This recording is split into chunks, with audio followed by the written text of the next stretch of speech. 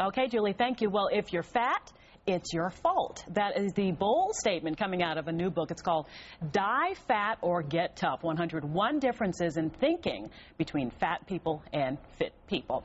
Author Steve Siebold, joins us now with more of his tough love approach and message for an overweight America. Good morning. Good morning. Okay, so when you see this book, it's pretty, I mean, the back has the scene of a graveyard in it. A creepy graveyard. A creepy graveyard. You're saying if we do not get fit, we will end up prematurely in a graveyard. Absolutely. Talk about this book, because it is very different from what we normally see. Well, all this political correctness, Allison, is getting us nowhere. We have an obesity epidemic on our hands the world has never seen before, and it's getting worse. It's not getting better. It's actually getting worse. That's what this book is about. And you pull no punches. In the book, when you look at it, to see it, it is very jarring. And my first response was, how dare he? He is a jerk, and there are people really trying to lose weight, and they're having a tough time. But you say, you go through, and you give the differences in the thinking aspect. And I will say, to your credit, then you give a point to think about that day and a way to approach it.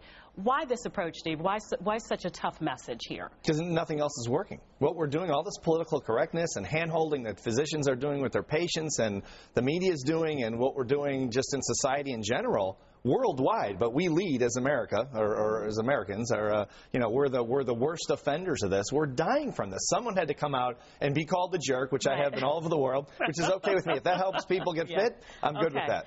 And this is a very personal story for you, though, because you sit here today lean and mean, but it wasn't always that way for a moment, right? Right. For a couple of years, I was 40 pounds overweight, and I created a program called fatloser.com for myself, actually, and it's a mental toughness program for dieters.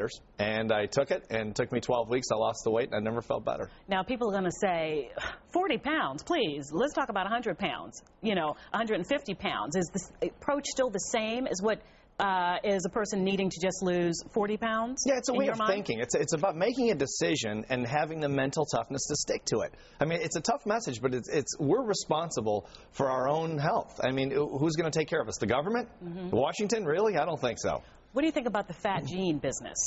I think it's an excuse. I think, yes, there's some validity to that. There's some validity to medical conditions which less than 1% of the people have. But physicians are using these things to coddle patients because they're afraid of losing them. And they've told me this off camera all over the world. And it's time someone took the heat and said, you know what, grow up emotionally, get tough, and get fit, or you're going to die.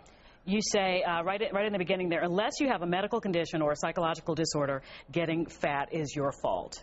That's harsh, Steve. Well, who's putting the donuts in our mouth, though? I did the same thing, so I'm no hero here. I mean, I put the donuts in my mouth and the pizza and all that good stuff, that terrible stuff. Tastes good. It's not very good for you.